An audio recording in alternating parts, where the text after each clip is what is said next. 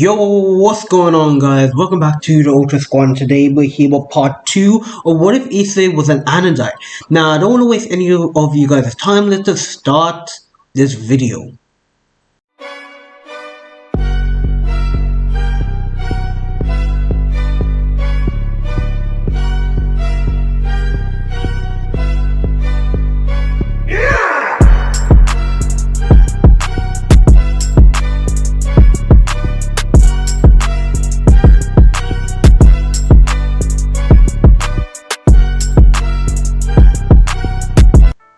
Drake was actually shocked to hear about issei's freedom from his prison so he could just become his friend. That's it?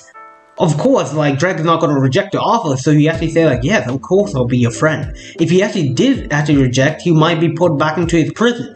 The only thing Drake is thinking about is his freedom. He couldn't really care less about his partner now. He has his freedom back and he's not going to let that slip away from him again. Now, after talking, a magic circle or a magic door would appear in the middle of the room. There, a beautiful woman would come out, and Drake would ask, who is she? Issei would say, Charmcaster, it's good to see you. The person now known as Charmcaster will walk towards the two of them and greet them. And once she looks at Drake, she will ask who is actually he and if he's actually a dragon. Drake will introduce himself as he is the Heavenly Dragon Emperor Dragon. Yes, he is a dragon. And he will actually ask if she's issei's girlfriend. Charmcaster will blush and say no, and Issei will say well, we could be. With this, she will blast Issei away, and Issei will ask what brings her here. Now, Charmcaster will say that she heard Issei basically join school and she just wanted to check if he was settling it alright. Issei will say he's doing fine, as he also approached or engage with the people or the devils in this hometown. With this, we'll basically fast forward about a few days later. A few days will pass. Issei will continue on his normal life. He was having a blast, talking to people, pulling a little bit of pranks here and there on the student council in Reyes. And with this, he will spend time with Akino. He found Akino kind of a fun person to hang out with. And they continue to hang out for about a few days, of course. As we'll go into the present right now, as Issei was just walking to his house, as he was basically just finished with his club activities, which was the karate club that he was in.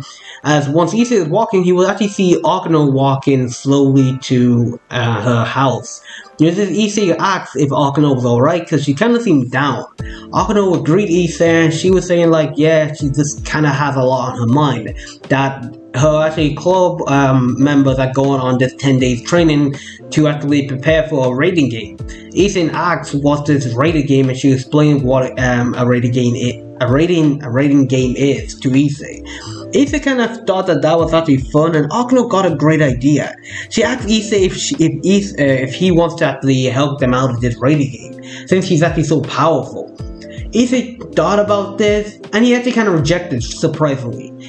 Akino asked why, and Issei would say Reyes is kind of too much of a stick in the mud. If he kind of playing a raiding game with her, yeah, it's not going to be fun. Don't get Issei wrong. He thinks Reyes is kind of fun, but too much of a stick in the mud. She doesn't know how to let loose. He doesn't hate her, of course. With this, Akino kind of say fair point, of course, and she kind of forced Issei to join. This was their problem. So with this, the 10 days of training of Reyes will pass, and it was no competition, of course. They instantly lost the raiding game. Yami's powers while Dreg, he basically lost the moment he faced off against Reyes' Rook. Lost instantly. With this, everybody just started to fall out. Yeah, they did take out a few of Reyes' pieces, but they were no match for them. What are they gonna do? It was basically an unwinnable fight. So yeah, with this, they kind of lost. Now, Issei was watching this on his magic screen, and he pretty much saw the whole fight. And with this, he was kind of thought that was kind of interesting to watch.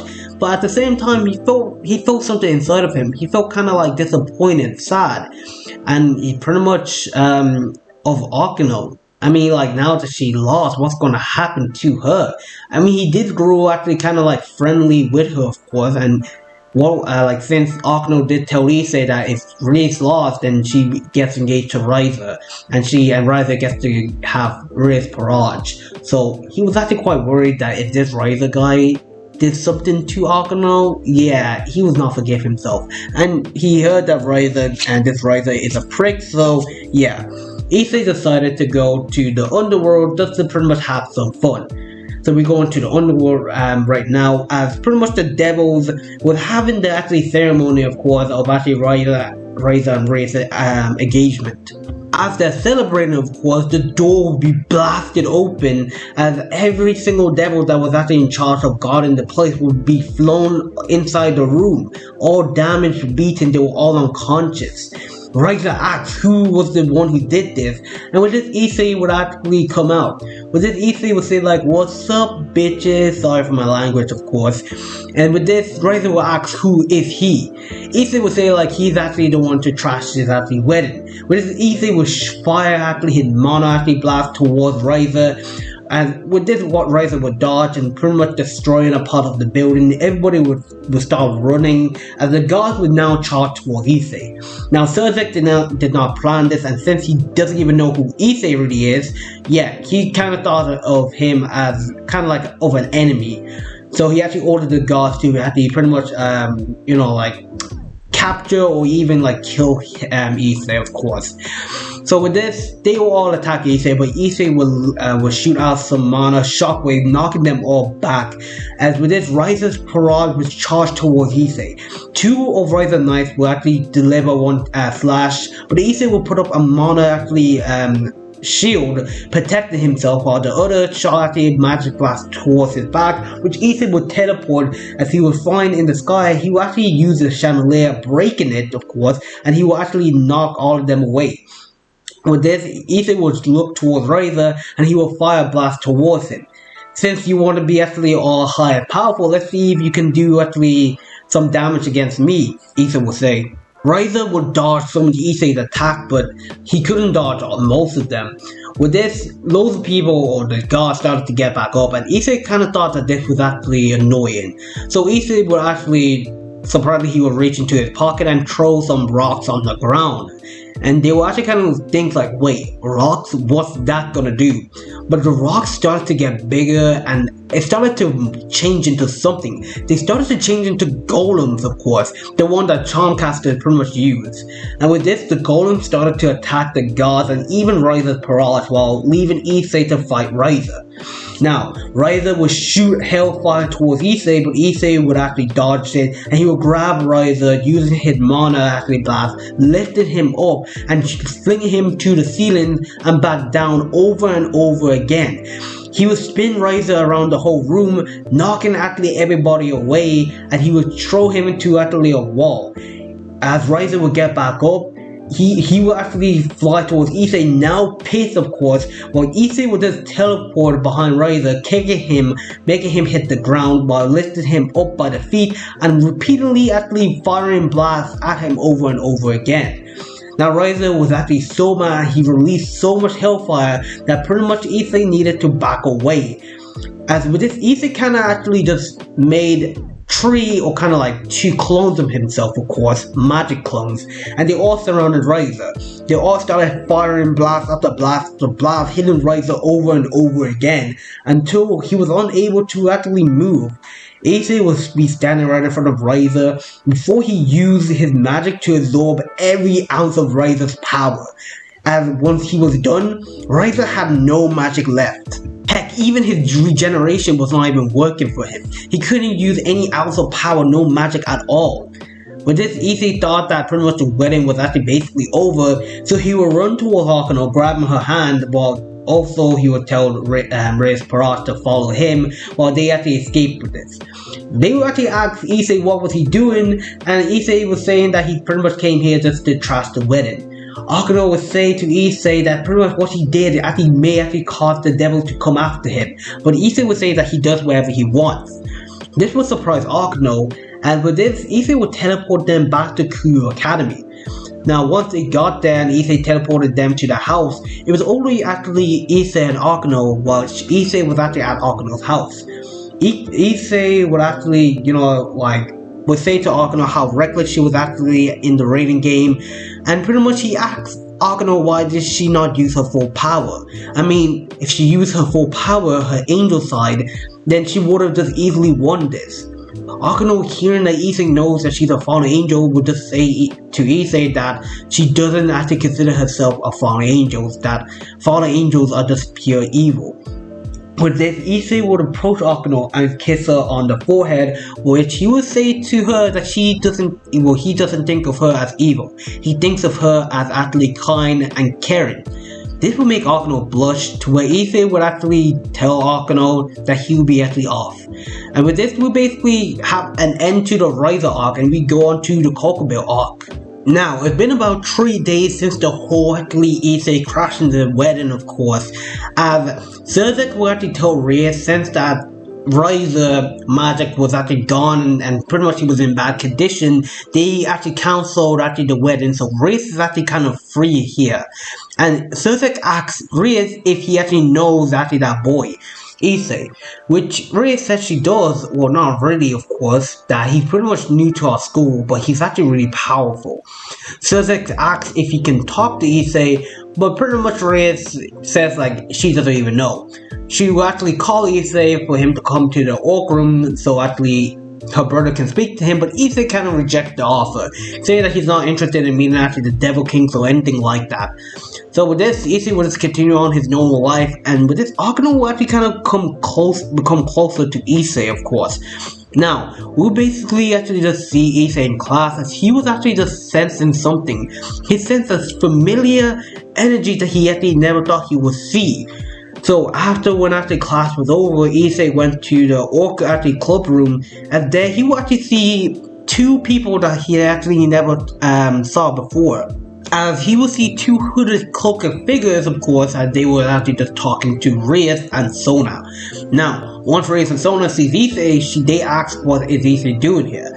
Issei will say that he felt a familiar energy, and he will look towards the cloaked figures, and he will see a familiar face, and he will say like, wait, is that you, Irina?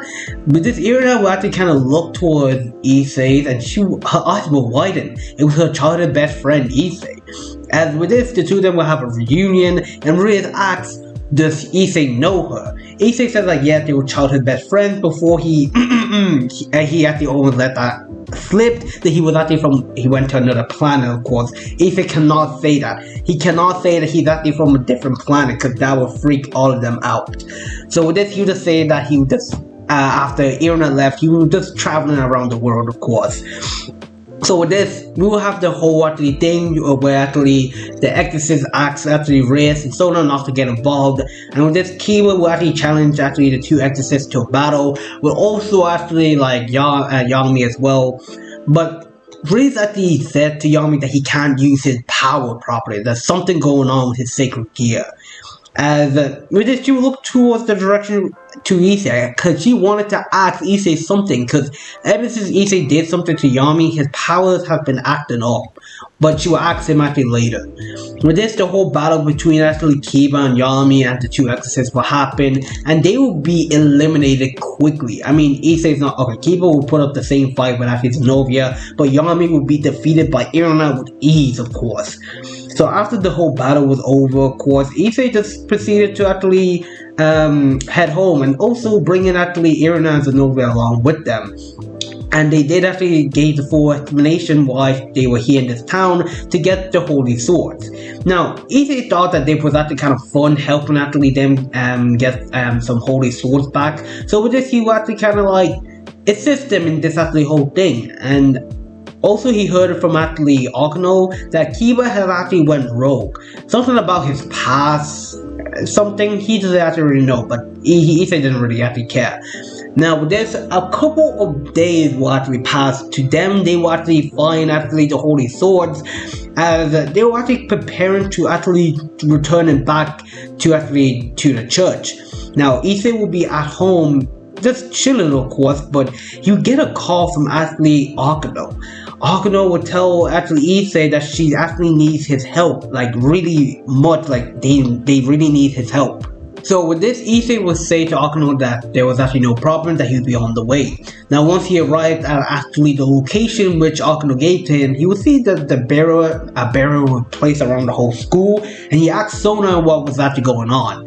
And they did give Issei the whole explanation about what Kokubo is actually doing and what he's planning on doing. He's planning on actually fusing the holy swords together, which he stole from Irna and Zenovia, and he wants to start the Great War or something like I can't talk today. Something along the lines like that. So yeah. But this, Issei would kind of enter the barrier without Sona's permission, which was shock Sona, and he would see everybody on the ground beaten up and bruised. They could not even move. They couldn't even like do anything, of course. So with this, Kokubo would notice Issei, and he actually asks if he's the one who actually wishes to challenge him. As they would see Issei, then they were actually kind of happy to see him. Well, besides from Yami, because he thinks Issei is actually a prick. But Issei would say like, so you're the one who wants to destroy this hometown. It seems kind of fun, but I'm gonna have to stop you here. I just love this at school.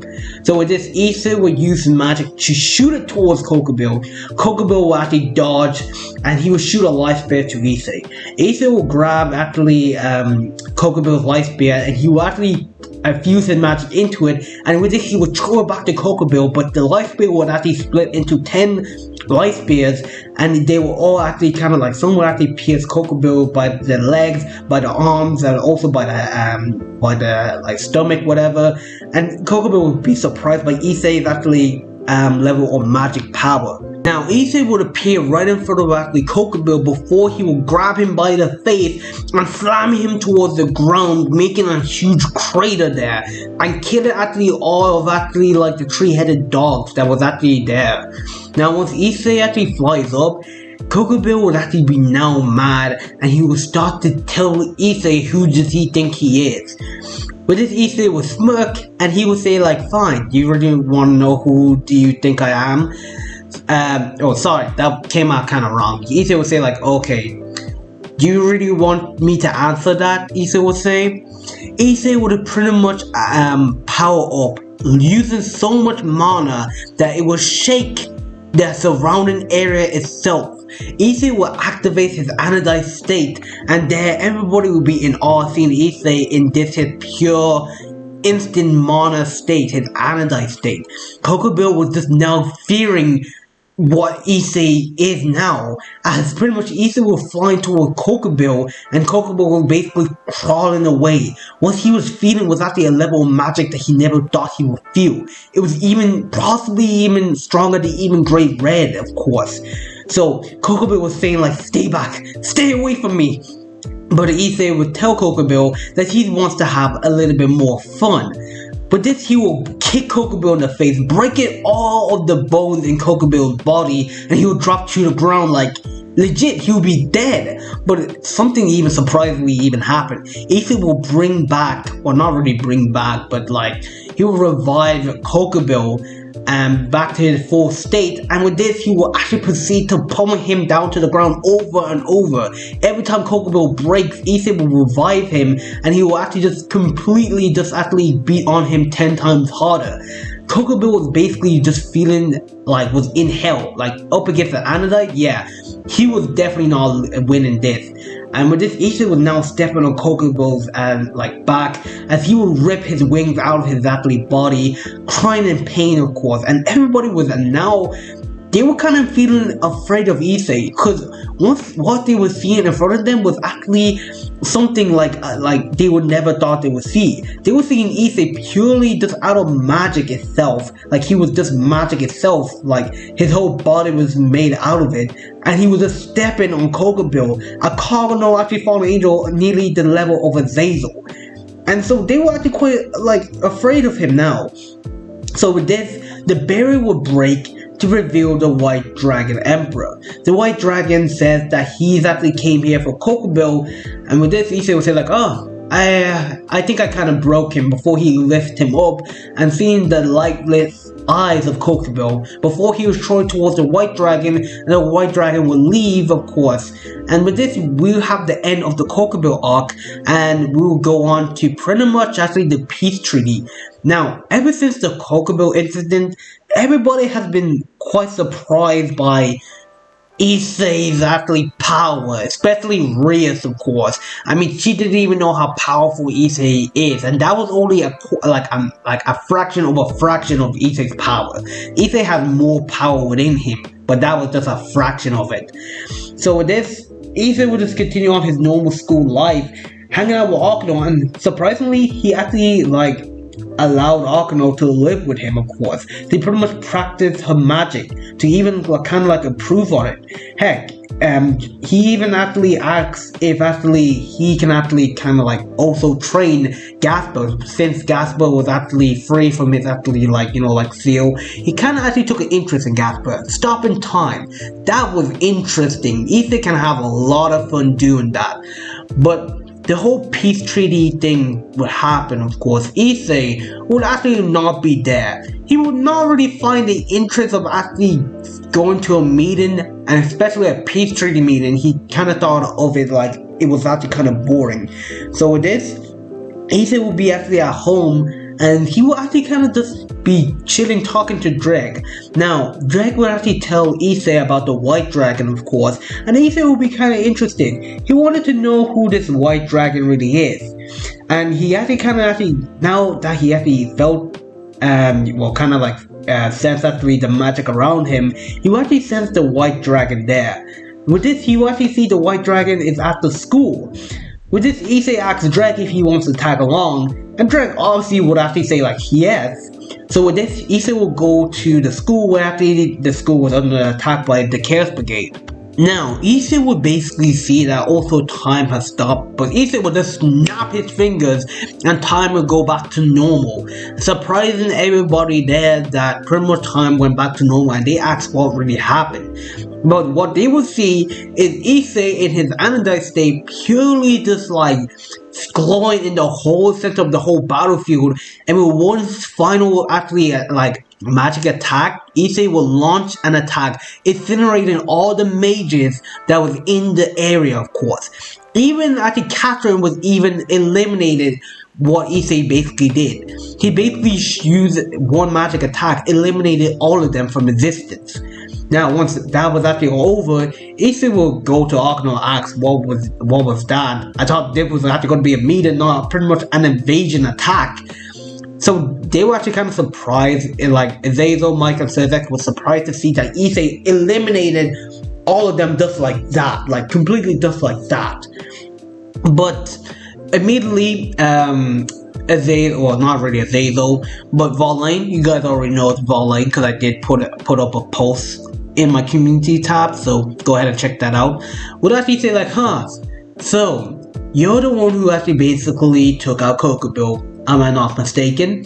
Issei will look up to see Valane, the White Dragon Emperor, and he will actually introduce himself as Issei, and he actually asks if she was the White Dragon Emperor, which she will say yes, and she will actually kind of original taught her actually kind of her rival Yami to pretty much go into a balance breaker so they can actually have the battle, of course. But Yami couldn't. He couldn't do it. He couldn't even use his actually powers. Because number one, Drake is not there and things like that. Since Drake is not there, he cannot go into his balance breaker. But Issei told actually Valane that pretty much he can't actually go into his balance breaker because he took his powers away. Now everybody there will be kind of shocked, and they ask, what does Issei mean by that? Issei would actually reveal Dreg that he pretty much unsealed Dreg from his prison, which this would shock everybody there, that Dreg was now free from his prison. Albion was even more shocked that his rival Dreg was free from his prison and he was still here in his cursed prison, of course. Well, don't get me wrong, he actually likes his partner Valane still. As Valane will actually say so you're that powerful enough to unseal the heavenly dragon Dreg. Interesting. Since actually he doesn't actually have Dreg in him, I will consider you my rival from now on. Issei would say like it would be an honor before the two of them would fight. Issei would instantly go into his Anodite state, and the fight would be over as quickly as it begun. Issei would actually would use one attack, kicking her at the back, sending her flying down to the ground. Instantly, her balance breaker was broken. Every ounce of her body was actually destroyed. Like, she couldn't move. She could not move a muscle. Issei would land in front of her and he would say like, I thought you would be more stronger than that. With this, he would kind of pick her up and also like healing her using after his magic, and Valet actually asked to go again. She was not ready. Issei did this over and over again, and no matter what she did, she couldn't actually attack Issei. Not even if she used her Divine Dividing, which she did use it on Issei. It was actually no point. Issei had too much magic, and he was basically just purely made out of magic. Like, Issei was not human. They could all see this. He was not human. He was something else. There was nothing in this whole supernatural world that was actually like nobody had this kind of power. It was actually just just insane. So pretty much once Valet was actually just now out of it, heck, she couldn't even go to a Juggernaut drive because she was out of energy. So with this, she would be on the ground. Geez, sorry for stuttering, guys. And with this, she was actually preparing for Issei just to end her, but a portal will open up, and there Biku would actually come to pick up Valet, that they're basically going to face off against the North faction now.